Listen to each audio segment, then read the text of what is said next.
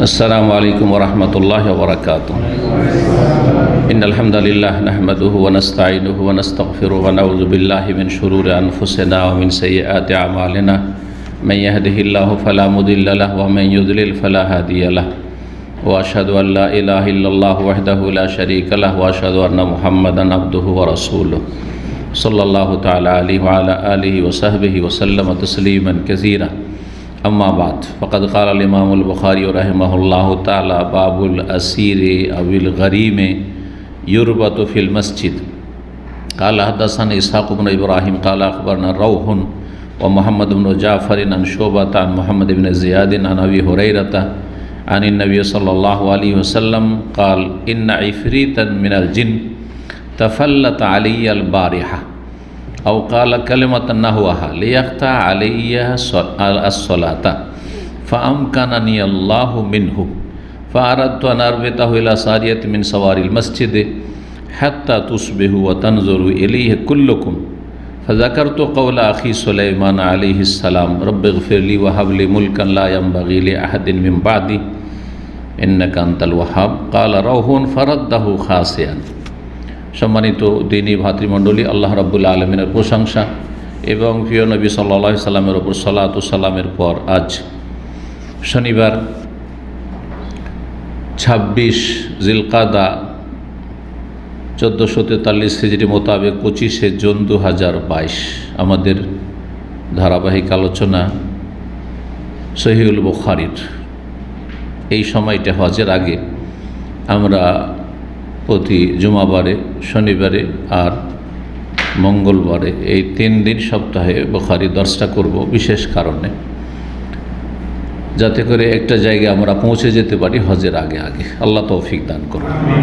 আল্লাহ রাব্বুল আলামিনের কাছে দোয়া করি সহিহ বুখারীকে ওইভাবে পরিপূর্ণ এই সহিহ বুখারীর খেদমতের এবং তার শারহ ব্যাখ্যা করার তৌফিক দান করেন, যেমনভাবে আল্লাহ তৌফিক দিয়েছেন কোরআনে কারীমের 2 বার করে আমরা তাফসীর করার। আলহামদুলিল্লাহ, একবার পিস টিভিতে পুরো 30 পারা, আর একবার দীর্ঘ 10 বছর প্রতি জুমাবারে ইসলামী সেন্টার দাম্মামে। আলহামদুলিল্লাহ, আল্লাহ কবুল করেন। কিন্তু সহিহ বুখারীর জন্য যথেষ্ট সময়ের প্রয়োজন রয়েছে। আল্লাহ যেন হায়াতে, সুস্থতায় এবং আপনাদের আমাদের সকলের সার্বিক জীবনে বরকত দান করেন। হাদিস এবং তার আগে অধ্যায়। আজকে পর্ব নম্বর সলাতের 18 নম্বর, আর ইমাম বুখারী রাহিমাহুল্লাহর কিতাবের অধ্যায় নম্বর হচ্ছে 75। বিষয়বস্তু বলছেন বাবুল আসির। এই অধ্যায় হচ্ছে বন্দি সম্পর্কে, কায়দি সম্পর্কে, আবিল গরিম অথবা কোনো ঋণগ্রস্ত ঋণী ব্যক্তি সম্পর্কে, ইউরবাতু ফিল মসজিদ, মসজিদে বেঁধে রাখা, অর্থাৎ কোনো বন্দিকে, কয়েদিকে, আসামিকে, অপরাধীকে অথবা কোনো ঋণী ব্যক্তিকে ঋণ দিচ্ছে না বা দিতে পারছে না, প্রয়োজন বোধে মসজিদের খুঁটিতে বেঁধে রাখা জায়েজ কি না। এখন প্রয়োজন নেই, কারণ এখন জেল হাজত আছে। অপরাধীকে বেঁধে রাখার জন্য কাস্টডি আছে, জেল আছে, তাই না? প্রশাসনের বিভিন্ন দফতর আছে, সেখানে তাদের রাখার জায়গা আছে বন্দি করে। কিন্তু রাসূলুল্লাহ সাল্লাল্লাহু আলাইহি ওয়াসাল্লামের আমলে ছিল না, মসজিদেই সব কিছুই হইত। এমন কোনো ব্যবস্থা, জেলখানা ছিল, হাজত কাস্টডি ছিল না। এটা শুধু নবী সাল্লাল্লাহু আলাইহি ওয়াসাল্লামের জামানার সাথে খাস না, যে কোনো সময় এরকম পরিস্থিতি তৈরি হতে পারে। ইসলাম সারা বিশ্বের মানুষের জন্য এসছে। এমন এলাকা মানুষ বসবাস করে যেখানে বন্দিকে মসজিদে রাখা ছাড়া আর কোনো জায়গা নেই। অপরাধীকে ধরে রাখার জায়গা হচ্ছে মসজিদ। জি, সুতরাং ইসলামের বিধিবিধান সর্বকালের জন্য, সর্বস্তরের মানুষের জন্য এবং সর্বস্থানের জন্য। জি, জায়েজ কিনা মসজিদে আসামি বেঁধে রাখা? হাদিস প্রমাণ করবে যে জায়েজ, প্রয়োজনে জায়েজ। মুসলিম আসামি তো জায়েজ, অমুসলিম প্রয়োজনে জায়েজ, এটাও জেনে রাখুন। হাদিস দেখুন, হাদিস সামনে আসছে অমুসলিমেরটা, মসজিদে বাঁধার, তারপরে আসছে। আর এই অধ্যায়ে আর একটি হাদিস এসছে যেখানে জিনকে বেঁধে রাখার হাদিস রয়েছে। জিনকে রাসূলুল্লাহ বেঁধে রাখার ইচ্ছা করেছেন মসজিদে, আর সেই জিন কোনো ভালো জিন ছিল না, ধার্মিক মমিন জিন ছিল না, সে বদমাইশ জিন ছিল, ইফরিত। জি, বলছেন আবু হুরায়রা রাদিয়াল্লাহু তাআলা আনহু, সাহাবী বর্ণনাকারী, নবী সাল্লাল্লাহু আলাইহি ওয়াসাল্লাম ইরশাদ করেছেন বা বলেছেন, ইন্না ইফরিতাম মিনাল জিন্নি তাফাল্লাতা আলাইহাল বারিহা, একটি অবাধ্য জিন, বদমাইশ জিন আজকের রাতে, আল বারিহা গত রাতে আমার সামনে ঝাঁপ দিয়ে আসে, লাফ দিয়ে চলে আসে। এই তাফাল্লাতা আলাইয়াল বারিহা বলেছেন, অথবা এই রকমই কোনো শব্দ বলেছেন, মানে বর্ণনাকারীর এই শব্দটি সম্পর্কে সন্দেহ যে এই শব্দটা বলেছেন না, এর অর্থ বহনকারী অন্য কোনো শব্দ বলেছেন। জি,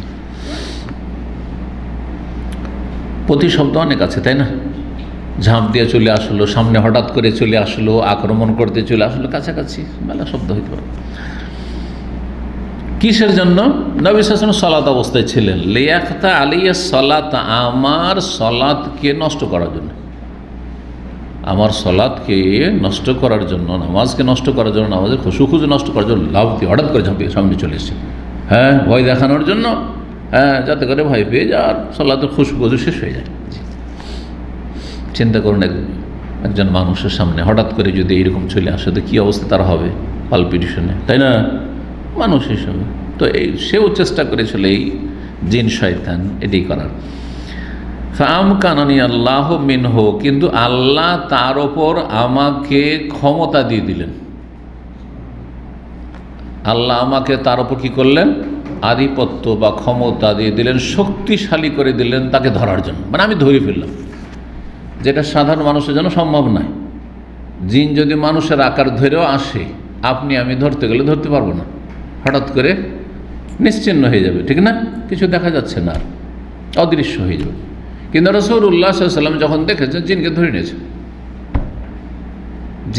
নিয়েছেন, ফাহারাতু আরবে তাহফ ইলা সারিত মিন সাওয়ারিল মসজিদ, আমি চাইলাম যে মসজিদের খুঁটিগুলির কোনো একটি খুঁটিতে এই বদমাইশ জিনকে বন্দি করে বেঁধে রেখে দিই রাত্রে। রাসূলুল্লাহ সাল্লাল্লাহু আলাইহি ওয়াসাল্লাম হতে পারে তাহাজ্জুদের সালাত পড়ছিলেন যখন কেউ ছিল না, অথবা সাহাবীরা ছিলেন কিন্তু সাহাবীরা দেখতে পাচ্ছিলেন না যদি ফরজ সালাত হয়, কিন্তু সম্ভাবনা বেশি যে রাতের সালাত ছিল। কেউ নেই মসজিদে, মসজিদের সাথেই তো হুজরা, বেরিয়ে এসে মসজিদে নববীতে হয়ে তাহাজ্জুদ পড়ছেন, কোনো দোষের কথা না। তাহাজ্জুদ যে মসজিদে পড়া যাবে না এমন কথা নেই, কিন্তু নির্জনে, ফজিলত হচ্ছে কিসের? নির্জনের। মসজিদে কেউ নেই, একাই মসজিদের খাদে, মসজিদের ইমাম মুয়াজ্জিন, তো বাসার মতোই নামাজের সওয়াব পেয়ে যাবে নফল সুন্নতের। আসল উদ্দেশ্য হচ্ছে নফল সুন্নাত নামাজ ফরজ ছাড়া গোপনে পড়া, যাতে করে লোক দেখানো কিছু না চলে আসে, এবং আপনাকে মানুষ খুব ভালো, অনেক ভালো এই প্রশংসা, দুনিয়ায় যেন প্রশংসা কুড়িয়ে নিলে আখিরাতে এর সওয়াব যেন কমে না যায়, এটা উদ্দেশ্য। তো চাইলেন যে বেঁধেই দিই, হাত্তা তুসবিহু, যাতে করে তোমাদের সকাল হয়, ওয়াতানজুরু ইলাইহার কুল্লুকুম, আর তোমরা সবাই দেখতে পাও। সকাল হবে দিনে, হ্যাঁ, ছেলে মেয়ে শিশু ছোট বড় সবাই তামাশা দেখতে চলে আসবে, যে জিন বাঁধা আছে মসজিদে, জিন বাঁধা আছে, বদমাইশি করতে এসেছিল। কিন্তু কেন আমি ধরলাম না, ধরে রাখলাম না, আর বাঁধলাম না? ফাযাকারতু কাওলা আখি সুলাইমান, তখন আমি স্মরণ করলাম আমার ভাই নবী সুলাইমান আলাইহিস সালামের দোয়ার কথা। তিনি এমন একটি দোয়া করেছিলেন যে দোয়া নিজের জন্য খাস করেছেন, আল্লাহ এই বৈশিষ্ট্য এই ক্ষমতা আর কেউ যেন না পায়, আমাকে এমন একটি বৈশিষ্ট্য দাও যেটা শুধু আমার থাকে, তা আমিও যদি করে দিই তাহলে তার সমান হয়ে গেল, আমি চাই না। উনি যখন দোয়াটা করেছেন, থাক, ওনার দোয়া ওনার জন্যই খাস থাক। কারণ সুলাইমান আলাইহিস সালামকে আল্লাহ কী ক্ষমতা দিয়েছিলেন? জিন শুধু ধরার নয়, জিনকে শাস্তি দেওয়ার নয়, জিনদের ওপর রাজত্ব, মানুষের রাজত্ব, জিনদের ওপর রাজত্ব, তারপরে পশু পাখি পিপিলিকা সব কিছু, পিপিলিকার ভাষা, পিপিলিকা পিপিলিকার বাসায় কত হাজার হাজার লক্ষ লক্ষ পিপিলিকা আছে। কোরআনে সূরা নামল, একটি সূরার নাম হচ্ছে কি নামল, মানে পিপিলিকা। কেন? কারণ ওখানে ওই পিপিলিকার ঘটনা আল্লাহ বর্ণনা করেছেন। পিপিলিকা দেখছে যে সুলাইমান আলাইহিস সালাম আর তার সেনাবাহিনী হাজার হাজার চলে আসছে, আর সেখানে পিপিলিকার বাসার সব পিপিলিকাগুলো বেরিয়ে আছে। তখন একটা পিপিলিকা, যে পিপিলিকার নেতা, পিপিলিকা কিন্তু একটা আগে আগে হাঁটবে আর সবগুলো পিছনে। তা কি বলছে? ইয়া আইয়ুহান নামলু উদখুলু মাসাকিনাকুম লা ইয়াহতিমান্নাকুম সুলাইমান ওয়া জুনুদুহু ওয়া হুম লা ইয়াশউরুন। ইয়া আইয়ুহান নামল, হে পিপিলিকা সকল, আমার দলবল, উদখুলু মাসাকিনাকুম, তাড়াতাড়ি তোমাদের বাসায় গর্তে ঢুকে পড়ো। লা ইয়াহতিমান্নাকুম সুলাইমান ওয়া জুনুদুহু, যাতে করে সুলাইমান আর তার সেনাবাহিনীর তোমাদেরকে পায়ে দোলে না দেয়, পিছে না দেয়। ওয়া হুম লা ইয়াশউরুন, তারপরে কেউ চিন্তা করতে পারে যে সুলাইমান আলাইহিস সালামের ওপর পিপিলিকা দোষ চাপাচ্ছে। হ্যাঁ, সেই জন্য তিনি বলছেন না, ওরা বুঝতে পারবে না যে পায়ের তলে পিপিলিকা। এত ভিড়ের মধ্যে কে দেখে যে কোনখানে পায়ের তলে পিপিলিকা আছে? না বুঝে এই কাজটা করে ফেলবে, জুলুম নয়। তো আমাদেরকে সতর্ক হইতে হবে। সুবহানাল্লাহ। সুলাইমান আলাইহিস সালামের ভাষা না, সুলাইমান আলাইহিস সালাম কার ভাষা বুঝছেন? পিপিলিকার ভাষা বুঝছেন। উদখুলু মাসাকিনাকুম, এটা কি কেমন করে? পিপিলিকার সাথে কথা বলে আমাদের সামনে। দেখবেন একটা ককরোচ পোকাকে মারছেন, বাকি সবগুলি দৌড় দিচ্ছে, নিশ্চয়ই কথা বলছে, ওরা বোঝাচ্ছে যেভাবে হোক না কেন। বুঝেন না, পাখির একটা বাচ্চা ধরে নেন, ওর মা বাপ কীরকম ছটফট করে, ভাষা বলছে, কান্না করছে, সব কিছু বলছে, কিছুই বুঝেন না। সুলাইমান আলাইহিস সালাম সব বুঝতেন। আল্লাহু আকবার। তো বলছেন যে আমার ভাই সুলাইমান আলাইহিস সালামের কথা আমার স্মরণ হয়ে গেল। কি দোয়া করেছে? রব্বে গফিরলি, আল্লাহ আমাকে মাফ করে দাও। ওয়াহাবলি মুলকান, আমাকে এমন এক রাজত্ব ক্ষমতা দান করো, লা ইয়ামবাগি লিআহাদিন, মুলকান রাজত্ব চেয়েছেন। তাহলে বোঝা গেল যে রাজতন্ত্র হারাম নয়, শরীয়তে আছে। রাজা হয়ে যদি ইসলামী আইনের বাস্তবায়ন করে তো কোনো দোষণীয় না। আর যদি নাম খলিফা হয় আর ইসলাম বাস্তবায়ন না করে, তাও কোনো মূল্য নেই। রাজাও নাম রাখে, যদি রাষ্ট্রপতির নাম রাখে, প্রধানমন্ত্রীর নাম রাখে, আর ইসলামী আইনের বাস্তবায়ন করে, কোরআন হাদিসের বাস্তবায়ন করে, আমার দেশের সংবিধান কোরআন আর হাদিস, ওইটি ইসলামী খেলাফত, ওটার নাম ইসলামী খেলাফত। জরুরি নয় যে খলিফার নাম হইতে হবে, নামে কোনো কিছু যায় আসে না। যেমন আহলে হাদিস নাম দিলেন আর কোরআন হাদিস মোতাবেক চলেন না, এর নামের কোনো মূল্য আছে? কিন্তু যদি নিজেকে আহলে হাদিস কেউ নাও বলে, আর সে পুরো আহলে হাদিসের কাজ করে, আহলে হাদিসের আকিদা রাখে, আহলে হাদিসের ইবাদতবন্দি করে, আহলে হাদিসের তরিকায় জীবনযাপন করে, সে হচ্ছে পাক্কা আহলে হাদিস। পাক্কা আহলে হাদিস, নামে এগিয়েও দেবে না আর পিছিয়েও দেবে না। জি, এই জন্য আমাদের নাম যদি সারা দুনিয়াকে ওয়াহাবি বলে, কিন্তু আমরা আহলুল হাদিস কোরআন সুন্নাহর অনুসারী, এই নামই যথেষ্ট, নামের কোনো প্রয়োজন নেই। ওয়াহাবির নামে কোনো ক্ষতি নেই। জি, লা ইয়ামবাগি লিআহাদিন মিন বাদি, সেই রাজত্ব আমার পরে কারো জন্য যেন না হয়, কেউ যেন সেটা না পায়। বর্ণনাকারী একজন রহ রয়েছেন, ইমাম বুখারী ওস্তাদের ওস্তাদ, ইসহাক বিন ইব্রাহিমের ওস্তাদ রহ এবং মোহাম্মদ, দুইজন ওস্তাদ, ইমাম শুবার ছাত্র। তিনি বলছেন ফারাদ্দাহু খাসিয়ান, তারপরে নবী সাল্লাল্লাহু আলাইহি সাল্লাম জিনটাকে ধরে নিয়ে তাকে ছিঁড়ে ফেলে দিলেন, ধাক্কা দিলেন, খাসিয়ান, লাঞ্ছিত করে, যা ভাগ, না হলে ধরে বেঁধে রেখে দিতেন। জি, এই হাদিস দ্বারা কি বোঝা গেল? মসজিদে কি বাঁধা হয়েছে? নবী সাল্লাল্লাহু বাঁধেননি, কিন্তু হাদিস দ্বারা মাসলা কি করে প্রমাণিত হলো? মাসলা কি ছিল বাবের অধ্যায়ের? যে কোনো বন্দি আসামিকে মসজিদের খুঁটিতে বা মসজিদে বেঁধে রাখা। তো নবী সাল্লাল্লাহু আলাইহি ওয়াসাল্লাম বাঁধার সংকল্প করলেন, বেঁধেই রাখবো তোকে, যাতে করে সকালবেলা গোটা মদিনাবাসী দেখতে পায়। তো নবী সাল্লাল্লাহু কোনো নাজায়েজ কাজের সংকল্প করতেন না, ইচ্ছা করতেন না। তাহলে যে কাজের ইচ্ছা করেছেন সেটি জায়েজ কাজ। সুতরাং মসজিদে আসামি, বন্দীকে, অপরাধীকে বেঁধে রাখা জায়েজ। মাসলা আরেকটি বললাম যে অমুসলিমকে, মুশরিককে মসজিদে বেঁধে রাখা। মসজিদে যদি বেঁধে রাখা জায়েজ হয়, তাহলে প্রয়োজনে মসজিদের ভিতরে মুশরিক কাফেরকে প্রবেশ করানো, যে আসো বসো, কাজটা করে দাও মসজিদে, যদি উত্তম হচ্ছে কাজ করে মুসলিম, এতে কোনো সন্দেহ নেই। কিন্তু প্রয়োজন বোধে ওই রকম ভালো মেকানিক পাচ্ছেন না মুসলিম, এটা একটা প্রয়োজন। আর একটা হচ্ছে তাকে ইসলামের দাওয়াত দিতে হবে, কিন্তু ইসলামের দাওয়াত দেওয়ার জন্য আমাদের ইসলামিক সেন্টারের কোনো বিল্ডিং নেই, মসজিদে আমরা দাওয়ার কাজ করছি, এমনও তো হইতে পারে, আছে না? হইতেও পারে, কোনো যুগ হইতে পারে, আছেও মেলা জায়গা আছে যে মসজিদের মধ্যে সব দিনের কাজ হয়, দাওয়াতি কাজ হয়। মসজিদের মধ্যে বক্তব্য চলছে, গেটে যদি চেক করা শুরু করে এই মুসলিম শুধু ঢুকবে আর অমুসলিম ঢুকবে না, চলবে নাকি? ঢুকবে, দিন শোনুক, ইসলামের কথা শিখুক, শোনুক। জি হ্যাঁ। তো তারপরের অধ্যায় এখন দেখেন ৭৬ নম্বর অধ্যায়, বলছেন বাবুল ইকতিসালে যা আসলামা। এই অধ্যায় হচ্ছে কেউ যদি ইসলাম গ্রহণ করে তো তার গোসল করা সম্পর্কে, গোসল করা ওয়াজিব নাকি সুন্নাত মুস্তাহাব, দুটো মত রয়েছে, পরে বলছি বিস্তারিত একটু।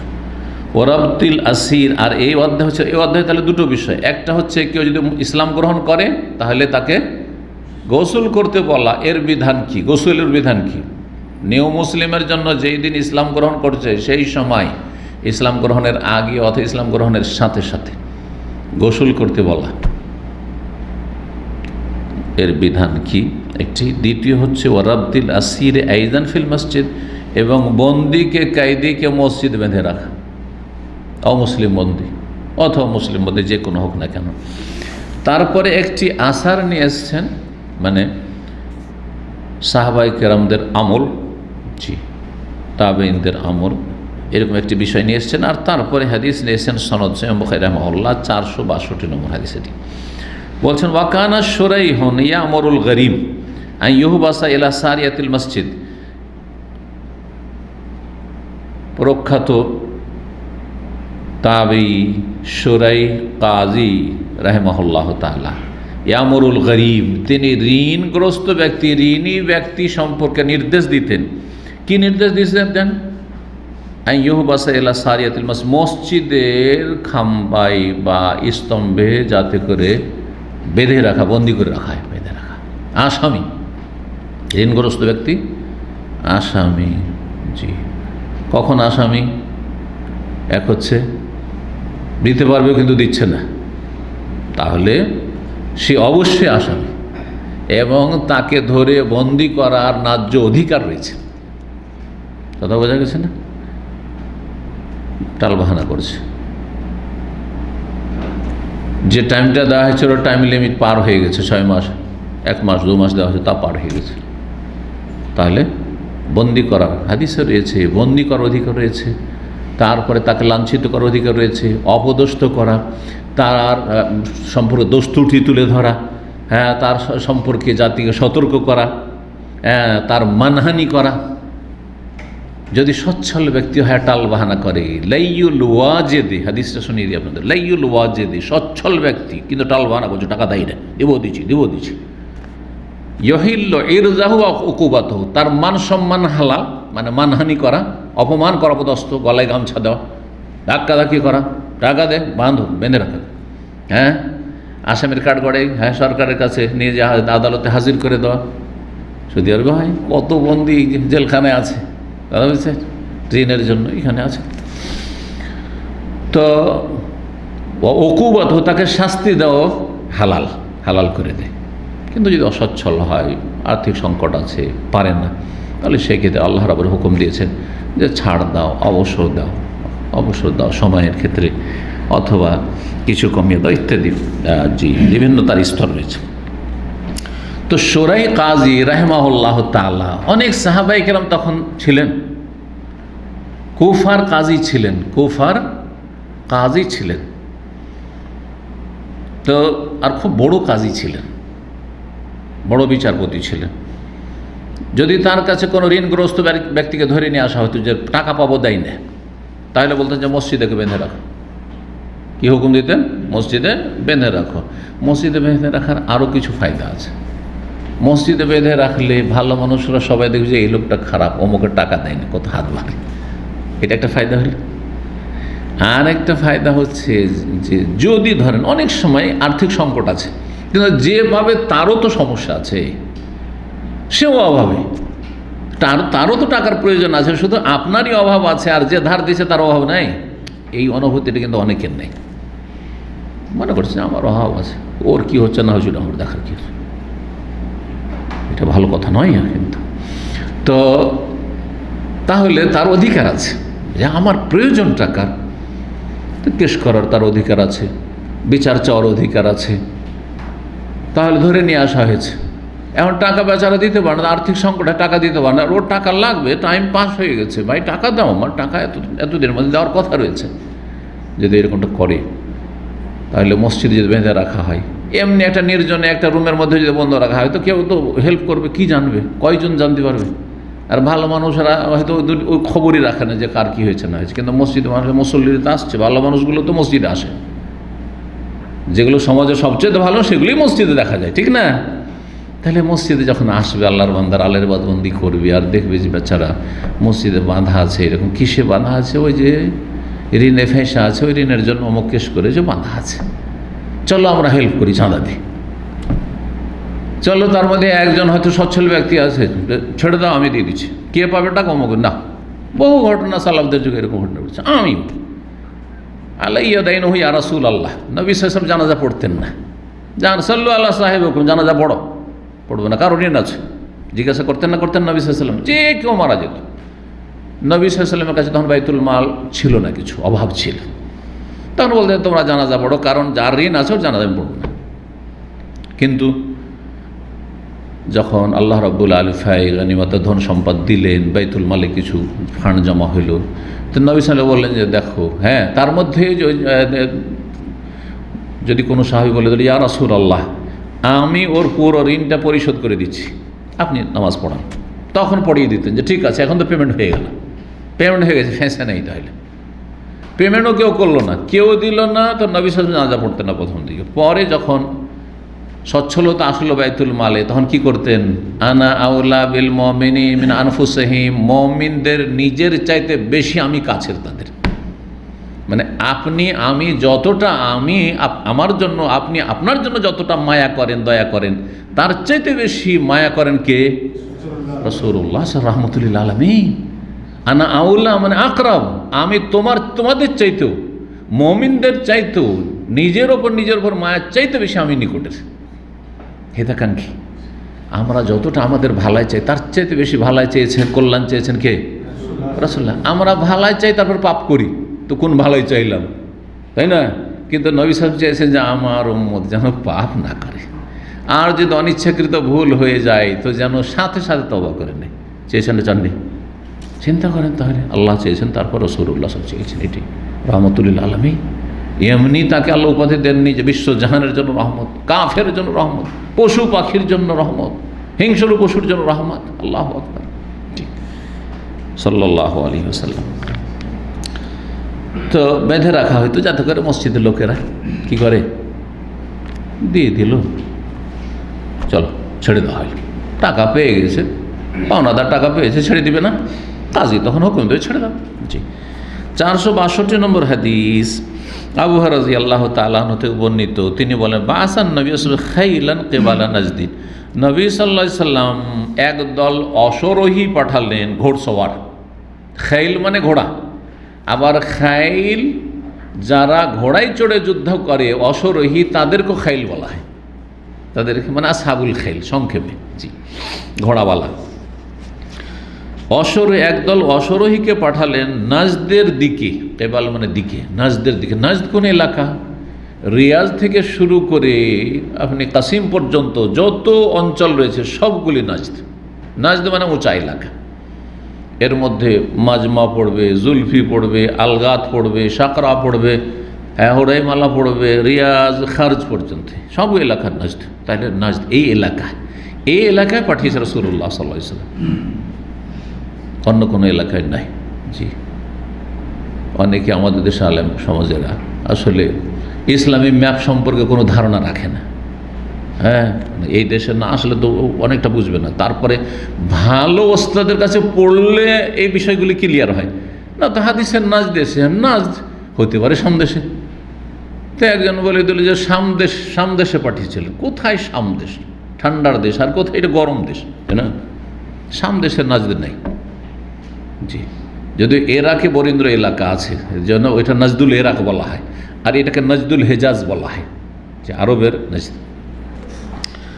তো নাজদের দিকে পাঠিয়েছিলেন। ফাজাত রাজুল বানি হানিফা, 50 জনের তাদের সংখ্যা ছিল, 50 জন যোদ্ধা অশ্বরোহী পাঠিয়েছেন নবী সাল্লাল্লাহু আলাইহি ওয়াসাল্লাম। কী করার জন্য? টহল দেওয়ার জন্য, যে দুশ্মনরা কোথায় আছে দেখো, দুশ্মনরা একটু হোক কি ভীত সন্ত্রস্ত হোক, যে ইসলামের সেনাদল মুজাহিদিন টহল দিচ্ছে। জি, আর ওই সময় রাস্তাতে বানু হানিফা বংশের নেতা সর্দার সোমামা বিন ওসাল, সে যাচ্ছিল ওমরা করতে রাস্তায় পেয়ে গেছে। বানু হানিফা কট্টর দুশ্মন বংশ রাসূলুল্লাহ সাল্লাল্লাহু আলাইহি ওয়াসাল্লামের আর মুমিনদের সাহাবায়ে কেরামদের, আর তাদের নেতাকে একা পেয়েছে, দৌড় একে সাথে সাথে ধরে ওই নেতাকে, রাজা তখনকার যুগের, মানে গোত্রীয় শাসনের কি রাজা, ধরে নিয়ে তাকে মদিনা নিয়ে গিয়ে হাজির। যাচ্ছিল ওমরা করতে, কারণ মুশরিকরাও তো ওমরা করতো, কাফেররা। জি, মক্কা বিজয়ের আগে, মক্কা বিজয়ের আগের ঘটনা। ইউকালু লাহু সুমামা বিন ওসাল, তার নাম ছিল সুমামা বিন ওসাল। মদিনা নিয়ে গিয়ে যখন নবী সাল্লাল্লাহু আলাইহি ওয়াসাল্লামের দরবারে সাহাবীরা পৌঁছিলেন, তখন বললেন যে একে মসজিদ নববীর খুঁটিতে বেঁধে দাও। মুশরিক কাফেরদের নেতা, তাকে কোথায় বন্দী করা হলো? আসামি, অপরাধী, হারবি, যুদ্ধের ঘোষণা করে রেখেছে। হারবি ওই এমন কাফেরকে বলা হয় যে মুসলিম ইসলামের বিরুদ্ধে যুদ্ধের ঘোষণা করে রেখেছে। কাফের করে একরকম রয়েছে, এমন না যে তার সাথে কোনো শান্তি চুক্তি ছিল, না যে কোনো সময় মুসলিমকে পেলে মেরে দিবে, তো তাহলে বন্দী করে অপরাধী। ফারাবাতু হবে সারিদ মানে সওয়ারিল মসজিদের একটি খুঁটিতে বেঁধে দেওয়া হইল। সাহাবারা বেঁধে দিলেন নবী সাল্লাল্লাহু হুকুমে। নবী সাল্লাল্লাহু প্রতিদিন বেরোতেন, যখন সালাত আদায় করতে বেরোতেন একবার করে ওর পাশ দিয়ে যেতেন আর জিজ্ঞাসা করতেন। 3 দিন পর্যন্ত এরকম চলে। লম্বা হাদিস রয়েছে সহিহ বুখারী মুসলিমে, লম্বা হাদিস রয়েছে। মা জাইন্দাকা ইয়া সোমামা, তোমার কি খবর?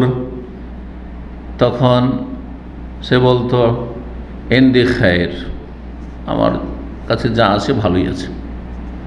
ইন তাকতুল জাদাম, যদি আমাকে খুন করেন, হত্যা করেন আর হত্যা করার হুকুম দেন, তাহলে এই রক্তের মূল্য দিতে হবে। ওয়াইনতুনে মালা শাকির, আর যদি আমাকে ছেড়ে দেন, অনুগ্রহ করেন, তাহলে আমি কৃতজ্ঞ থাকবো। এহসান করলে নুন খেলে গুণ গাইবে। হ্যাঁ, ওয়াইন তরিদুল মাল, আর যদি রক্ত পঞ্চান, হ্যাঁ মুক্তি পঞ্চান, টাকা পয়সা চান, পয়সা, ফাসাল তো তামিন মাসিতা, যা চাইবেন, কত টাকা চাইছেন আমাকে মুক্ত করেন, আমি হচ্ছে একজন রাজা, যত টাকা লাগে দেব। এই 3টি কথা। হ্যাঁ, খুন করলেই হবে, আর ছেড়ে দেন তো শুকরগুজার, আর যদি পয়সা চান তো পয়সা কত লাগবে বলেন। নবী সাল্লাল্লাহু কিচ্ছু বলতেন না, জিজ্ঞাসা করেন না। তারপরে সালাত আদায় করে দিয়ে মসজিদ আবার চলে আসলে, আবার সকালবেলা বা জোহরে যখনই যাইছেন প্রথম বা ফজরে জিজ্ঞাসা করছে মা জাইন্দাকে আসমামা, একই উত্তর। 3য় দিন জিজ্ঞাসা করলেন, তারপরে ওই উত্তর, কিন্তু নম্রতা এসেছে তার মধ্যে। 3 দিন বাধা আছে ওইখানে, সাহাবীরা দেখছেন এবং মসজিদের মুসল্লিদের দৃশ্য দেখছে। এটা কিন্তু অমুসলিম কাফেরদের উপর বড় একটা প্রভাব ফেলে। অনেক অমুসলিম ইসলাম গ্রহণ করে শুধু মুসলিমদের সালাত নামাজ দেখে, সারিবদ্ধ নামাজ, যেখানে আমির, গরিব, শিক্ষিত, অশিক্ষিত, একটা ক্লিনার, বড় বড় শেখদের সাথে আর বড় বড় আলেমদের সাথে আর বড় বড় পয়সাওয়ালাদের সাথে পাশাপাশি একই সাথে একেবারে কাঁধে কাঁধ লাগিয়ে পায়ে পা লাগিয়ে সেটে সালাত আদায় করছে। এই দৃশ্য অনেক প্রভাবিত করে। বহু অমুসলিম এখানে বিভিন্ন দেশ থেকে যারা ইসলাম গ্রহণ করেছে, তাদের অনেকের মন্তব্য এটা যে আমি নামাজ দেখে ইসলাম গ্রহণ করেছি। কেউ বলছে আমি ইফতার পার্টি দেখে ইসলাম গ্রহণ করেছি, বলছে আমি আজান শুনে ইসলাম গ্রহণ করেছি। সুবহানাল্লাহ। জি, তো 3 দিনের দৃশ্য দেখলো। 3য় দিন জিজ্ঞাসা করার পরে নবী সাল্লাল্লাহু আলাইহি ওয়াসাল্লাম পয়সাও নিলেন না, মুক্তিব, আর মারলেন না, মারারও হুকুম দিলেন না, কারণ সে অপরাধী ছিল, কাফেরদের নেতা। জি, কি করলেন? যে ছেড়ে দাও, আতলে কৌহ, খুলে দাও, রশিটা যেতে বাঁধা আছে খুলে দাও। খুলে দেওয়ার সাথে সাথে ও আর যাবে কেন? পাশে একটা কুয়া ছিল, কুয়ার কাছে গেল। যাওয়ার পরে গোসল করলো, গোসল করে এসে মসজিদে নববীতে ঢুকলো আর বললো আশহাদু আল্লা ইলাহা ইল্লাল্লাহ ওয়া আশহাদু আন্না মুহাম্মাদান রাসূলুল্লাহ। আর তারপর আল্লাহি ইয়া রাসূলুল্লাহ, আল্লাহর কসম করে বলছি এর আগে, ইসলাম গ্রহণের আগে দুনিয়ার মধ্যে সবচাইতে জঘন্য ঘৃণিত চেহারা আমার নিকটে আপনার চেহারা ছিল। আল্লাহু আকবার, সবচেয়ে খারাপ আপনাকে মনে করতাম। আর আজকে আপনার চেহারা আমার কাছে ফাস বা আহাব্বাল ওজুহে কুল্লিহা, সমস্ত চেহারা, দুনিয়ার চেহারার সামনে আপনার চেহারা সবচেয়ে প্রিয় আমার কাছে, সবচেয়ে প্রিয় মানুষ আপনি আমার কাছে। আপনাকে দেখতে পারতাম না, আর এখন আপনাকে আমি সবচেয়ে বেশি ভালোবাসি। মুহূর্তের মধ্যে কেমন কলবের পরিবর্তন আল্লাহ করতে পারেন। জি, রব্বুল আলামিন কাকে যে কখন পরিবর্তন করে দেন। জি, এটা হচ্ছে আম্বিয়া রসুলগণের দাওয়াতের ফলাফল। বহু দুশমন থাকবে যারা এত অন্তরঙ্গ দোস্তে পরিণত হবে, বন্ধুতে পরিণত হবে, অন্তর থেকে এত বেশি ভালোবাসবে, নিজের অনেক সময় ছেলেমেয়ের চাইতে, অনেক সময় বাপ মায়ের চাইতে বেশি ভালোবাসবে। জি, যারা দাওয়াতের ময়দানে কাজ করে, আম্বিয়া রসুলগণের সিলসিলা শেষ হওয়ার পরে তাদের সাথে এরকমটাই হয়, খলুসিয়াতের সাথে কাজ করে। দেখবেন কত দুশমন আছে, সেই দুশমন এমন দোস্ত হয়েছে কোথা থেকে সে দেখেও নি, কথা বলার সুযোগ পায়নি, জানেও না, কিন্তু এত বেশি ভালোবাসে। এক সময় কট্টর দুশমন ছিল, কট্টর দুশমন ছিল।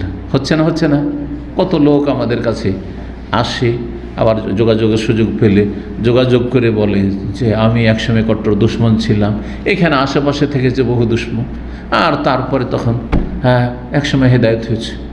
দূরে যাওয়ার পরে আল্লাহ হেদায়েত নসিব করেছে, কাছে থেকেছে, এখানে সিকো মার্কেটে হয়েছিল, হেদায়েত হয়নি, বলছে আপনার বিরুদ্ধে ষড়যন্ত্র করেছি। এবার গত দুবাই গেলাম সফরে, দেখা করে বলল, এসে আমার সাথে দেখা করার সময় নিয়ে অন্য ভাইদেরকে ধরেছে, ভলেন্টিয়ারদেরকে, তারপর আমার কাছে এসছে। আসার পরে বলছে যে অনেক দুশ্মনী করেছে শেখ, আপনার সাথে একটা অ্যাপয়েন্টমেন্ট নিয়েছি ভাইদের মাধ্যমে কোনোরকম করে। অবশ্য ভাইরা আমাকে জানিয়েছে, ইনফর্ম করেছিল যে আসতে চায়, দেখা করতে চায়, পারমিশন দেবো কি না। আমি অসুবিধা নেই, ঠিক আছে, অফিসে যখন বক্তব্য শেষ করে বসবো, নিয়ে আসবো। ওমানে থাকে, ওমান থেকে দুবাই দেখা করতে এসছে, এক দেশ থেকে আরেক দেশে দেখা করতে এসছে সেখানে, এবং সে বলল যে আল্লাহ আমাকে হেদায়েত করেছেন আপনার আলোচনা শুনে, কিন্তু যখন সিকো মার্কেটে ছিলাম তখন খুব দুশমনি করেছি, একটা গ্রুপ তৈরি করেছিলাম, বিরোধী গ্রুপ। আলহামদুলিল্লাহ রাব্বিল আলামিন। তো এর ঘটনা এরকম। তারপরে কি করলেন এই ব্যক্তি, সাহাবি হয়ে গেলেন, সুমা বিন ওসাল, দুশমন সাহাবি হয়ে গেল রাসূলুল্লাহ সাল্লাল্লাহু আলাইহি ওয়াসাল্লাম। বলে ইয়া রাসূলুল্লাহ, এখন আপনি শুধু অনুমতি দেন। অনুমতি কি? আমি বলছি, ঘোষণা করছি, আজকে শুনে নেন না, যে মক্কায় গম যেত আমার এলাকা থেকে, রিয়াজ এলাকা, কাসিম এলাকায় এখনও কম হয়, এই এলাকা থেকে গম মক্কা, গম তো মক্কা তো কিছু হয় না, এখান থেকে গম যেত, গম পাঠায় আমি। আজকে থেকে ঘোষণা করলাম মক্কায় গমের একটা দানা ঢুকতে দেবো না আমি, যতক্ষণ পর্যন্ত আপনি অনুমতি না দেবেন, আর না হলে ইসলাম গ্রহণ করবেন, একটা দানা পর্যন্ত ঢুকতে দেব না। একেবারে বয়কট করে দিল মক্কার সাথে। তখন মক্কার লোকেরা রাসূলুল্লাহ সাল্লাল্লাহু আলাইহি ওয়াসাল্লামকে ধরল যে আপনি সুপারিশ করেন, নাহলে তো আমরা না খেয়ে মরে যাবো, আমাদের বাল বাচ্চা না খেয়ে মরে যাবে। নবী রাহমাতুল্লাহি আলাইহি বলছেন, না তুমি ছাড়ো, যেতে দাও, গম তুমি সেখানে রফতানি করো, যেতে দাও। আল্লাহু আকবার। এই ঘটনা এখানে সংক্ষেপে এসছে, শোনেন। তারপরে বলছেন নবী সাল্লাল্লাহু আলাইহি ওয়াসাল্লাম ফাখারাজা ইলাইহি নবী সাল্লাল্লাহু তার কাছে গেলেন, সংক্ষেপ করে দিচ্ছি, একবার কথা এখানে শুধু বলা হয়েছে, ফাকাল আতলিকু সুমামা, যাও সুমামাকে ছেড়ে দাও। এটা তৃতীয় দিনের ঘটনা। ফান্তালাকা, ছেড়ে দেওয়ার পরে সেই ব্যক্তি আর গেল না দেশে, নিজের এলাকায়, সেখান থেকে একটু দূরে এলা নাখলিন কারিবে মসজিদে, মসজিদের কাছে একটি খেজুর গাছ, আর ওই খেজুর গাছের তলায় একটি কূপ আছে, কুয়া আছে, সেখানে গেল। ফাক্তা সালা, সেখানে গিয়ে গোসুল করলো। বলে ইসলাম কবুল করার গোসুল এ হাদিস দ্বারা কী হলো? প্রমাণিত হলো। কিন্তু নবী সাল্লাল্লাহু আলাইহি ওয়াসাল্লাম কি হুকুম করেছিলেন যে গোসল করতেই হবে? কখনো কখনো হুকুম করেছেন, কিন্তু দু তিনটি ঘটনার বেশি নেই, বেশি ঘটনা নেই। সুম্মা দাখাল মসজিদ, তারপরে মসজিদে নববীতে প্রবেশ করলো। ফাকালা, তারপর আশহাদু আল্লা ইলাহা ইল্লাল্লাহ ওয়া আন্না মুহাম্মাদান রাসূলুল্লাহ, সাক্ষ্য প্রদান করছি যে আল্লাহ ছাড়া কোনো সত্য মাবুদ নেই, আরও সাক্ষ্য প্রদান করছি যে মুহাম্মদ সাল্লাল্লাহু আলাইহি ওয়াসাল্লাম আল্লাহর রাসূল সাল্লাল্লাহু আলাইহি ওয়াসাল্লাম।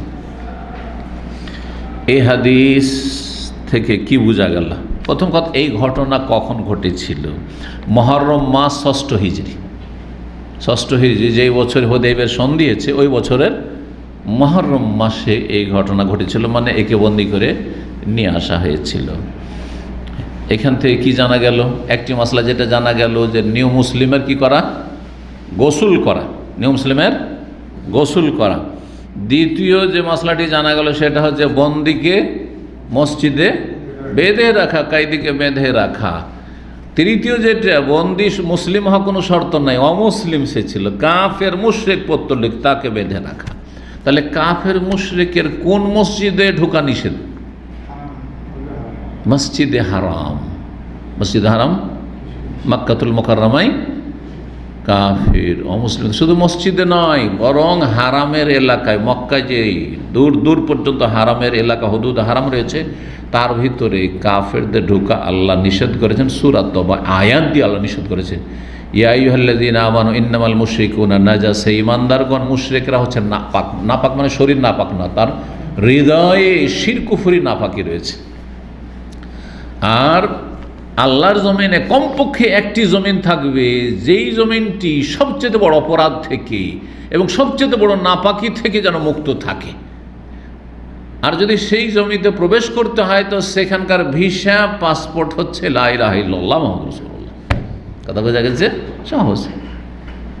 কোনো অমুসলিম, অনেক অমুসলিম জিজ্ঞাসা করে, তোমরা এমনটা কেন করো, মক্কায় কেন আমাদেরকে ঢুকতে দেন না? বলছি যে কোনো দেশের জন্য একটা সিস্টেম আছে না? নেই নেই বাইরে থেকে আসলে প্রথম কথা ইন্টারন্যাশনাল পাসপোর্ট লাগবে, 2 নম্বর ভিসা লাগবে, আর তার জন্য ফিসও দিতে হচ্ছে, খরচ করতে হচ্ছে, ঠিক কিনা? আর এমন একটি ইসলামে ভিসা রাখা হয়েছে যেই ভিসার কোনো ফিস নেই, আর সেই ভিসার জন্য কোনো প্রসেসিংও নাই। সাথে সাথে 1 সেকেন্ডের মধ্যে বলেন আশহাদু আল্লা ইলাহা ইল্লাল্লাহ ওয়া আশহাদু আন্না মুহাম্মাদার রাসূলুল্লাহ, ভিসা পেয়ে গেলে ঢুকেন আপনি। কথা বোঝা গেছে? জি। তো এই হাদিস থেকে বোঝা গেল বন্দি মসজিদে বেঁধে রাখা, আর অমুসলিম বন্দিকে বাঁধা যাবে, বেঁধে রাখা যাবে। অমুসলিম কাফের প্রবেশ করতে দেওয়া যাবে না। কোথায়? মক্কাতুল মুকাররমায়। তো আর একটা প্রশ্ন তখন উঠবে যে সৌদি আরবে যে মদিনাতে ঢুকতে দেওয়া হয় না কাফেরকে, তার উত্তর কি? এটা জরুরি না যে ঢুকতে দেবই না, হারাম ঢুকতে দেওয়া মদিনায়, এটা জরুরি না, তবে এটা ভালো। কারণ 3টি পবিত্র মসজিদ রয়েছে, তার 1 নম্বরে হচ্ছে মসজিদে হারাম মক্কাতুল মুকাররমায়, 2 নম্বরে হচ্ছে মসজিদ নববী, 3 নম্বরে বাইতুল মুকাদ্দাস। বাইতুল মুকাদ্দাস ইহুদিদের কবলে চলে গেছে, আল্লাহ যেন তাকে স্বাধীন করেন আমাদের জীবদ্দশায় এবং আমাদেরকে সেখানে সালাত আদায় করা তৌফিক দান করেন। তো সতর্কতামূলক এবং নিরাপত্তার কারণে এটি একটি মুসলিম সরকারের আইন যে মসজিদে নববীতেও প্রবেশ বা মদিনা মুনাওয়ারাতেও কোনো অমুসলিম প্রবেশ করবে না। কিন্তু যদি প্রয়োজনে মদিনাতেও প্রবেশ করে তো হারাম নাই। প্রয়োজন যদি হয় আর কোনো অমুসলিমকে যদি সেখানে নিয়ে যাওয়া হয় কোনো কাজকর্মের জন্য গরজে, তাহলে জায়েজ। জি, কিন্তু বিনা প্রয়োজনে আপনার বন্ধু সে চল মদিনা দেখে না, এটা জায়েজ না আপনার জন্য, সরকার নিষেধ করেছে, আপনার জন্য হারাম, জায়েজ না। কথা বোঝা গেছে? যদি নিয়ে যেতে হয় মদিনায় তাহলে সরকার নেবে, যেই সরকারের আইন হচ্ছে নিষেধ সেই সরকার নেবে, কোনো জনগণ নিয়ে যেতে পারে। কারণ অনেকে এইরকম কাজ, এই অপরাধগুলি অনেক সময় করে, সুতরাং এটা জায়েজ নয়, খেয়ানত, এটি আমানত। তো এই ছিল হাদিস। ৭৭ নম্বর অধ্যায় বাবুল খাইমাত ফিল মসজিদ লিল মারদা ওয়া গায়রিহিম। এই অধ্যায় হচ্ছে মসজিদে অসুস্থ ব্যক্তিদের জন্য বা অন্যান্য লোকদের জন্য তাঁবু লাগানো। মসজিদে তাঁবু লাগানো যাবে কি না, বিশেষ করে কোনো অসুস্থ ব্যক্তিকে সেখানে রাখার জন্য, অথবা কোনো শরণার্থী বা মুসাফির রাখার জন্য খেমা লাগানো যাবে কিনা, অথবা কেউ এতেকাফ করছে তো একটা খেমা লাগিয়ে দিল, সে ঘেরা লাগার কথা তো আছে কিন্তু খেমা করে দিল যে খেমার মধ্যে থেকে করো, তো খেমা লাগানো মসজিদের মধ্যে যেতে পারে, বাস মুসল্লিদের যেন অসুবিধা না হয়। এদিকে সালাতের জায়গা পাওয়া যায় না, মসজিদে মুসল্লির জায়গা হয় না, আর এদিকে খেমা লাগিয়ে কেউ থাকবে, এটা চলবে না। কিন্তু মসজিদে যথেষ্ট জায়গা আছে, আর মসজিদের মানে এক সাইডে 1-2টা খেমা আছে, তাতে মুসল্লিদের কোনো অসুবিধা হয় না, তাহলে কোনো অসুবিধা নেই, প্রয়োজনে খেমা তাঁবু লাগানো যাবে। 463 নম্বর হাদিস। হাদিস বর্ণনা করছেন মা আয়েশা রাদিয়াল্লাহু তাআলা আনহা, তিনি বলছেন উসিবা সাদুন ইয়াউমাল খান্দাকি ফিল আখালি। সাদ বিন মুআয রাদিয়াল্লাহু তাআলা আনহু আহত হয়েছিলেন খন্দকের দিনে, মানে খন্দকের যুদ্ধে। কোথায় লেগেছিল তাকে? ফিল আখালি, জি, বাহুর বা গর্দনের শিরা, একটি গুরুত্বপূর্ণ শিরা রয়েছে, যেই শিরার সম্পর্ক হচ্ছে হার্টের সাথে, আখাল, জি, গুরুত্বপূর্ণ একটি শিরা, সেখানে আঘাত লেগেছিল। সেটাতে যদি আঘাত লাগে তো এত রক্তক্ষরণ হয় যে সাধারণত মানুষকে বাঁচানো সম্ভব হয় না, এরকম একটি রগ বা শিরা তাতেই লেগেছিল। তারপরও বেশ কিছুদিন তিনি অসুস্থ অবস্থায় ছিলেন আর বেঁচে ছিলেন, সাথে সাথে মারা যাননি। এটি আল্লাহর পক্ষ থেকে বিশেষ রহমত ছিল এবং বিশেষ হেফাজত সুরক্ষা ছিল বিশেষ উদ্দেশ্যে। সেটা কি ছিল? সেটা হচ্ছে সাদ বিন মুআয রাদিয়াল্লাহু তাআলা আনহুকে দিয়ে ইহুদিদের মীমাংসা করে না, ইহুদিদের ক্ষেত্রে, বনু কুরাইজার ক্ষেত্রে চূড়ান্ত ফয়সালা তার মুখ দিয়ে শুনিয়ে নেওয়া। কারণ সাদ বিন মুআযের বংশের সাথে বনু কুরাইজার মিত্রতার সম্পর্ক ছিল, মিত্রের উপর আস্থা করতেন। কি জানি মুহাম্মদ সাল্লাল্লাহু আলাইহি ওয়াসাল্লাম আমাদের সাথে অবিচার করে দিবেন, কিন্তু আমাদের মিত্ররা তো হিতাকাঙ্ক্ষী হবে, তো ঠিক আছে আমি কোনো বিচার করব না, বিচার করবে সাদ, যে তোমাদের ফয়সালা কি হওয়া উচিত। এই জন্য আল্লাহ তাকে বাঁচিয়ে রেখেছিলেন। যেমনই ওইদিকে বিচার মীমাংসা করা শেষ হয়েছে আর তারপরে তাকে নিয়ে আসা হইলো, আর নিয়ে আসার পরে এমন রক্তক্ষরণ শুরু হয়ে গেল, অথচ রক্ত বন্ধ হয়ে গেছিল, রক্তক্ষরণ শুরু হয়ে গেল যখন ছিল, রক্তক্ষরণ এমন শুরু হলো যে তাতেই তিনি ইন্তেকাল করলেন, শাহাদাত বরণ করলেন রাদিয়াল্লাহু তাআলা আনহু ওয়ারদা। ওই হাদিস, লম্বা হাদিসও রয়েছে, সিরাতের কিতাব বিস্তারিত ঘটনাও রয়েছে, হাদিসও রয়েছে। তো নবী সাল্লাল্লাহু আলাইহি ওয়াসাল্লাম তার জন্য কী করেছে? ফাজারাবান নবী সাল্লাল্লাহু আলাইহি ওয়াসাল্লাম খাইমাতান ফিল মসজিদ, মসজিদে একটি খেমা লাগিয়ে দিয়েছে। এখানে জারাবা মানে লাগিয়ে দেওয়া, জারাবা মানে শুধু মারা হয় না। জারাবা আপনারা অর্থ কি বুঝেন? দরব মানে কি? মায়ের। আরও কয়েকটি অর্থ শুনেন। জারাবা আজরো মানে সফর করা, জারাবা আজরো মানে সফর করা, এটা কোরআনে আছে। ইয়া আইয়ুহাল্লাযীনা আমানু ইযা দারাবতুম ফি সাবিলিল্লাহি ফাতাবায়ানু, হে ঈমানদারগণ তোমরা যখন সফর করবে, ইযা দারাবতুম আই সাফারতুম ফি সাবিলিল্লাহ, আল্লাহর রাস্তায় জিহাদে কোথাও সফর করছো, ফাতাবায়ানু, একটু তদন্ত করিও, তদন্ত করিও। যেখানে সেখানে সামনে একটা পড়লো, আরে কাফের, মার মার, ধর ধর, না না না, হইতে পারে মুসলিম, হইতে পারে কলেমা পড়েছে। ওই যে ওসামা রাদিয়াল্লাহু তাআলা আনহু লা ইলাহা ইল্লাল্লাহ পড়ার পরও মেরে দিয়েছিলেন, এই ক্ষেত্রে আয়াত নাযিল হয়েছিল, একটু তদন্ত করিও, দেখিও, হইতে পারে কলেমা পড়া মুসলমান। এই জন্য নবী সাল্লাল্লাহু আলাইহি ওয়াসাল্লাম ফজরের সময় গিয়ে অপেক্ষা করতেন, যে এলাকায় হানা দেবেন সেই এলাকায়, আর তার ফজর আজান যদি ওই এলাকা হয়ে যায় তো থেমে যেতেন, না মুসলিম বাস করে। আজান হইল না, সূর্য উঠে গেল, সূর্য উঠতে যাচ্ছে, আল্লাহ তখন আক্রমণ করতেন। জি, নবী সাল্লাল্লাহু সাহাবায়ে কেরাম বলেন। জি, কয়টি অর্থ হইল? দুটি। তৃতীয় অর্থ কি হতে পারে? দারাবাল্লাহু মাসালান কারিয়াতান আমিনাতান মুতমাইন্না। দারাবাল্লাহু মাসালান বলে কোরআনে, ওয়াজরিবুল্লাহুল আমসাল, আল্লাহ উদাহরণ মারেন, সফর করেন, কোনোটাই হয় না। তাহলে উদাহরণ বর্ণনা করেন, দারাবা ইয়াজরিবু মানে দারাবা মাসালান, দারাবাল্লাহু মাসালান, একটি জনপদের আল্লাহ দৃষ্টান্ত উপমা পেশ করছেন, উদাহরণ দিচ্ছেন। দারাবা ইয়াজরিবু মানে তাহলে উদাহরণ দেওয়া, বোঝা গেছে? কয়টি হলো? তিনটি হলো। আর এই তিনটি তো কোরআনে পাওয়া গেল। দারাবা ইয়াজরিবু মানে মারা, আর এই তারপরে উদাহরণ দেওয়া, আর কি করা? সফর করা। তিনটে কোরআনে পাওয়া গেল। এটা হাদিসে কি? দারাবা মানে লাগিয়ে দেওয়া, খাটিয়ে দেওয়া, খেমা লাগিয়ে দিলেন। জি, মসজিদে কেন তাঁবু লাগালেন? কারণ বাড়িতে থাকলে লোকজন যখন তখন দেখা করতে আসবে, ছোট্ট একটা করে ঘর, মহিলা মানুষ আছে, সেখানে পরিবার আছে, মুশকিল বারবার, তাই না?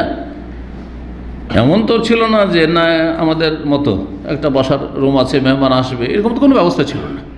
একটা রুমে স্বামী স্ত্রী থাকছে, তো ওইখানে অসুস্থ মানুষ থাকলে আর লোকজন সবাই দেখা করতে যায়, বিশিষ্ট সাহাবী রাদিয়াল্লাহু তাআলা আনহু, যাতে করে মসজিদে থাক, আর যে একটু সেবা শুশ্রূষা করতে চায়, পরিচর্যা করতে চায়, একটু খোঁজ খবর নিতে চায়, ইয়াদাতুল মারিজ করতে চায়, সওয়াব হাসিল করতে চায়, তো এখানে মসজিদে সালাত পড়তে আসবে, একটু দেখে নজর দেখে নেবে। এই জন্য তাঁবু লাগিয়ে দিয়েছিলেন নবী সাল্লাল্লাহু আলাইহি ওয়াসাল্লামের হুকুমে। কি উদ্দেশ্যে? লিয়াউদাহু মিন করিব, যাতে কাছে থেকে তার পরিচর্যা করা সম্ভব হয়। নবী সাল্লাল্লাহু আলাইহি ওয়াসাল্লাম দেখে নিলেন, যখন যখন সালাত আদায় করতে আসেন, দেখি একটু সাদ কেমন আছে, সাদ বিন মুআয একটু দেখে নিই, সাহাবীরাও দেখে নিলেন এই কাছে থেকে।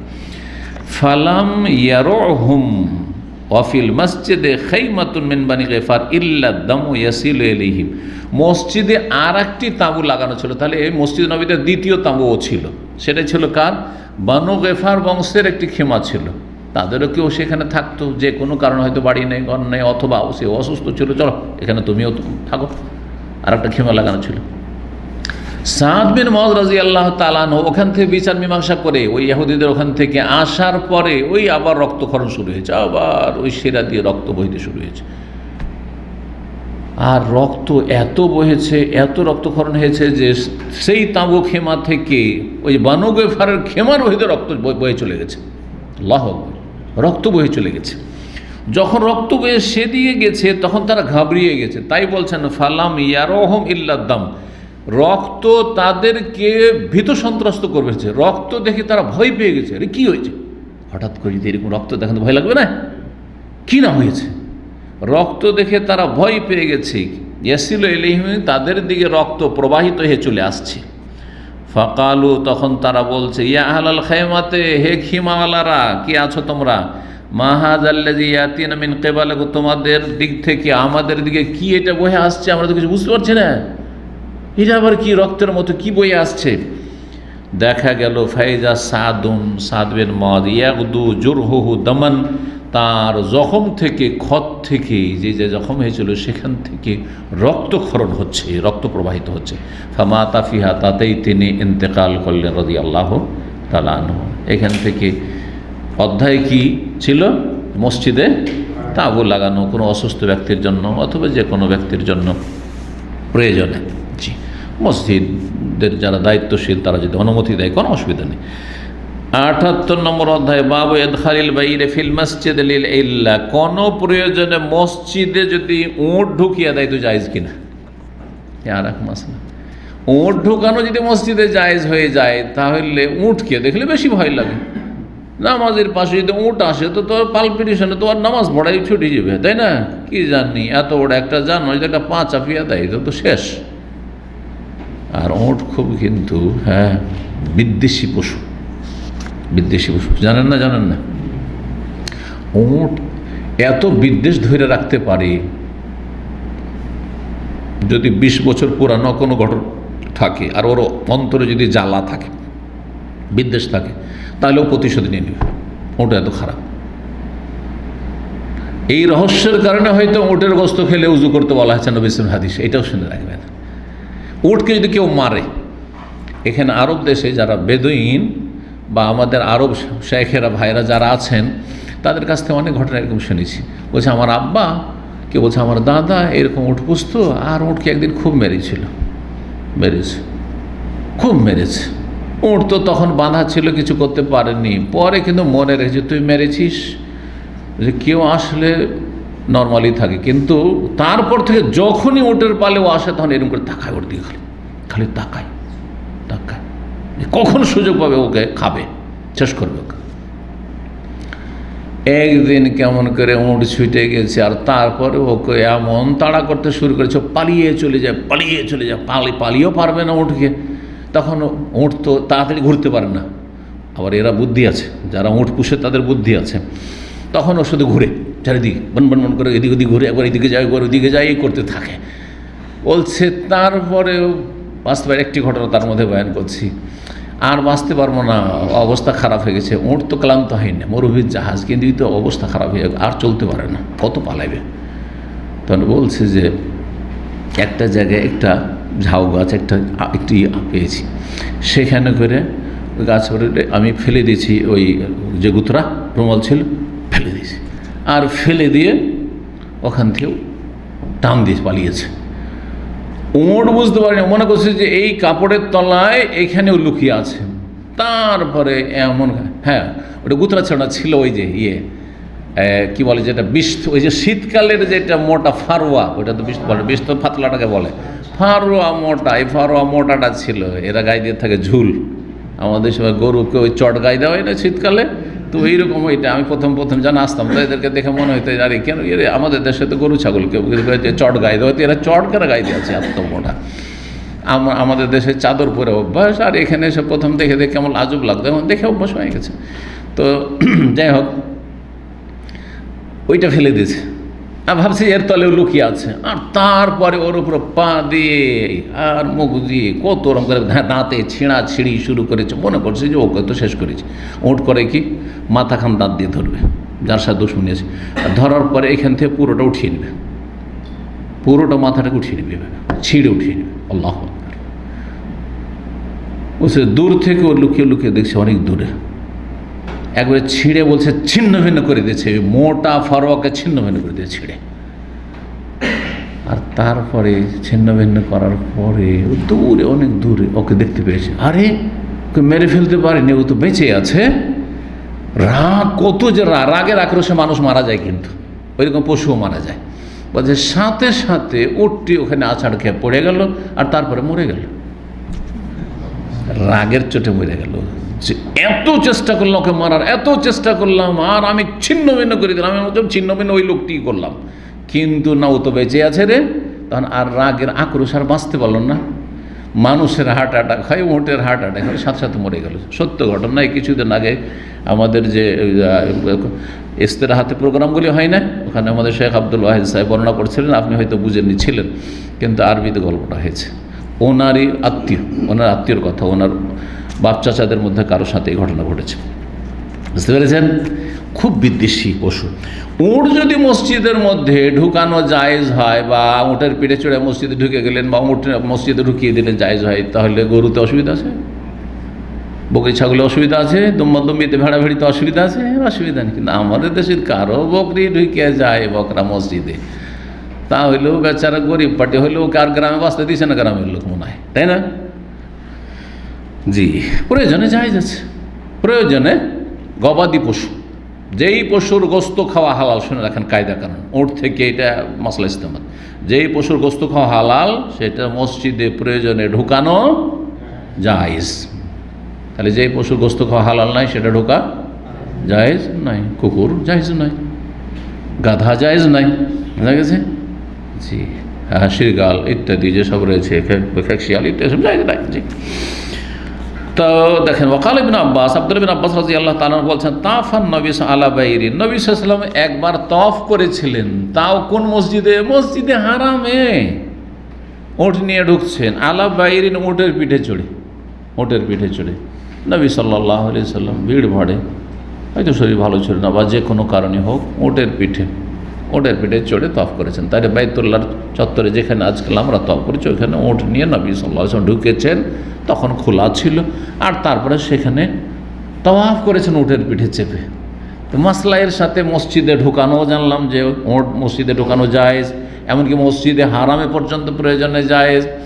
আর তারপরে তওয়াফ করার ক্ষেত্রে বাহনের পিঠে চড়ে মসজিদ তওয়াফ করা জায়েজ। যদি উটের পিঠে জায়েজ হয় তো ঘোড়ার পিঠেও জায়েজ, আর ঘোড়ার পিঠে উটের পিঠে যদি জায়েজ হয়, তাহলে কেউ যদি মানুষের কাঁধের উপরে চড়া হয়, আর ওই যে মানুষ খাট নিয়ে, দেখেননি বুড়া বুড়িগুলোকে খাট নিয়ে ধরে আছে, দুজন এদিকে দুজন ওইদিকে, অথবা একজন করেই থাকে, আর তারপরে ও তো বসে আছে, এরকম দেখেছেন দৃশ্য না? দেখেননি? হজ মৌসুমে দেখা যায় বেশি। জি গাইস, আর তারপরে 464 নম্বর হাদিসে বর্ণনাকারী জাইনব বিনতে আবি সালামা রাদিয়াল্লাহু তাআলা আনহা, তিনি তার মা উম্মে সালামা রাদিয়াল্লাহু তাআলা আনহাতে বর্ণনা করেছেন, কালা শাকাউতু ইলা রাসূল, মা উম্মে সালামা রাদিয়াল্লাহু, নবী সাল্লাল্লাহু আলাইহি ওয়াসাল্লামের সহধর্মিণী, তিনি বলছেন যে আমি অভিযোগ করলাম রাসূলুল্লাহ সাল্লাল্লাহু আলাইহি ওয়াসাল্লামের কাছে, বললাম যে আন্নি আশতাকি, মানে আন্নি মরিজ, শাকুয়া মানে হচ্ছে রোগ, অসুস্থ হোক, আমি অসুস্থ আছি, তওয়াফ কেমন করে করবো, অসুস্থ আছি। তাহলে বোঝা গেল যে স্ত্রী যদি স্বামীকে বলে যে অসুস্থ আছি, বলার অধিকার আছে না নেই? আজ দাঁতই তেমন মাথা খারাপ হয়ে যায় আপনার, হ্যাঁ, তাহলে এটা কেমন হবে? আরে নিয়ে আসলাম ওমরাতে, আর তুমি অসুখ অসুখ অসুখ, আমি ওই সব ঝামেলা বরদাস্ত করতে পারবো না, তুই সোজা তপ করো, হেঁটে বলা যাবে? নবী সাল্লাল্লাহু আলাইহি ওয়াসাল্লাম করেছেন? নিয়ে আসলাম, আমিও ক্লান্ত, তুমিও ক্লান্ত, কি তোমাকে এখন হুইল চেয়ার করে নিয়ে পড়াবো? হ্যাঁ, এসব বলার অধিকার তাহলে নাই, এটা খারাপ আচরণ। তাহলে হতে পারে মানুষ অসুস্থ হতে পারে, কি আপনিও হইতে পারেন, আমিও অসুস্থ। তখন নবী বলেন তুফি মি ওয়ারাইন নাস, জনগণ যে তওয়াফ করছে তার বাইরে দিয়ে তার কিনারা কিনারা তওয়াফ করো, মানে একাকার হয়ে যেও না। তারপরে উঁট হাঁটবে, ওর মাঝখানে মানুষ হাঁটছে, তো অসুবিধা হবে। আর এমনিও মহিলাদেরকে বলা হয়েছে যে তোমরা পুরুষ থেকে আলাদা হয়ে তওয়াফ করো। এই যে একাকার হয়ে তওয়াফ করছে, এটা ঠিক নয়, এটা ঠিক নয়, এটা অপছন্দনীয় কাজ, না জায়েজ। অনেক সময় ধাক্কাধাক্কি হলে না জায়েজ। তাহলে মহিলাদের তওয়াফের ক্ষেত্রে মহিলা একটু বাইরে দিয়ে তওয়াফ করবে। পুরুষদের উচিত হবে তারা কাবার কাছাকাছি হবে, যে এলাকাতে মহিলা বেশি হাঁটছে ওই এলাকা থেকে সরে হাঁটবে। কিছু বেয়াদব আছে পুরুষ, যারা মহিলা হোক আর পুরুষ হোক, এমন স্পিড একবার এদিকে দেখো, একবার এদিকে ওভারটেক, এরা বেয়াদব জাহেল সব।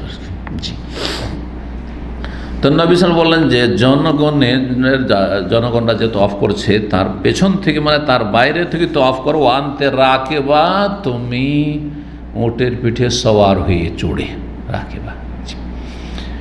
তাহলে উট ঢুকানো হয়েছিল না হয়নি? তাও মসজিদে হারামে। ফাতুফতো বলে আমি তওয়াফ করলাম। ওয়া রাসূলুল্লাহ ইউসাল্লি ইলা জাম্বিল বাইত, তখন রাসূলুল্লাহ সাল্লাল্লাহু আলাইহি ওয়াসাল্লাম বাইতুল্লাহর এক কিনারায় সালাত আদায় করছে। তার নবী সাল্লাল্লাহু আলাইহি ওয়াসাল্লামের আগে তওয়াফ করা হয়ে গেছে। এখান থেকে আরও মশলা বোঝা গেল যে স্বামী স্ত্রী দুজনে একসাথেই তওয়াফ করতে, একসাথে উমরা করতে, এটাও জরুরি নয়। আগে পরে হইতে পারে, হাত ধরে থাকতে হবে, এটাও জরুরি নয়। যদি দেখেন ধাক্কাধাক্কি, ভিড় হারিয়ে যাবে বা কিছু, সেটা আলাদা কথা। কিন্তু যদি মনে করেন স্বাধীন হয়ে সে করছে, বলছে আমি একটু ফ্রি হয়ে করি, তুমি তোমার মতো করো, অসুবিধা নেই। আর সেই সালাতে পড়ছিলেন সূরায়ে আত-তুর, ইয়াকরা বিত-তুর ওয়া কিতাব মাসতুর, আত-তুর ওয়া কিতাব মাসতুর ফি রাক্কিম মানশুর ওয়াল বাইতিল মামুর ওয়া সাকফিল মারফু। জি, এই সূরা পড়ছে রাসূলুল্লাহ সাল্লাল্লাহু আলাইহি ওয়াসাল্লাম। আর একটি অধ্যায় আমরা শেষ করিনি, ৭৯ নম্বর অধ্যায়, বাবুন। ইমাম বুখারী আমরা বলছেন এইটি হচ্ছে একটি অধ্যায়, কিন্তু অধ্যায়ের বিষয়বস্তু কি তা বলা হয়নি, বিষয়বস্তু বলা হয়নি। বেশ কিছু অধ্যায়গুলিতে এইভাবে থেকে গেছে। এর ব্যাখ্যা একাধিকবার আমি বলেছি যখন এরকম অধ্যায় এসেছে। কী বলেছি তার মধ্যে একটি, কেউ বলেছেন যে ইমাম বুখারী রাহিমাহুল্লাহ বাব কথাটি লিখে দিতেন অধ্যায়, তারপরে খালি রাখতেন যে দেখি ওই যেই রকম হাদিস পাবো ওই হাদিস অনুযায়ী তখন অধ্যায় রচনা করব, অধ্যায় লিখব।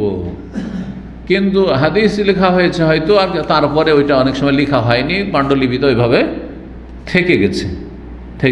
এটা একটি ব্যাখ্যা। আর একটি ব্যাখ্যা হচ্ছে যে ইমাম বুখারী রাহিমাহুল্লাহ শুধু বাব কোথাও লিখে সাদা রেখে দিয়েছেন, এখানে বুঝাতেছেন আগে যে আলোচনাগুলি হইল তার সাথে সংশ্লিষ্ট বা তার কাছাকাছি কোনো বিষয় এখানে আলোচনায় আসছে। জি, কিন্তু সেম বিষয় নাই। আগের বিষয়টি ছিল মসজিদে তাঁবু লাগানো, তারপরে মসজিদে উট ঢোকা, এগুলি আলোচনা ছিল, তাই না? শেষ যেটা ছিল মসজিদে উট বা গবাদি পশুকে নিয়ে ঢোকা বা যেতে দেওয়া প্রয়োজনে, জি, বা নিয়ে যাওয়া। এখানে যে বিষয়টি রয়েছে সেটা হচ্ছে মসজিদে দিনী তালিম, দিন শিক্ষা নেওয়া।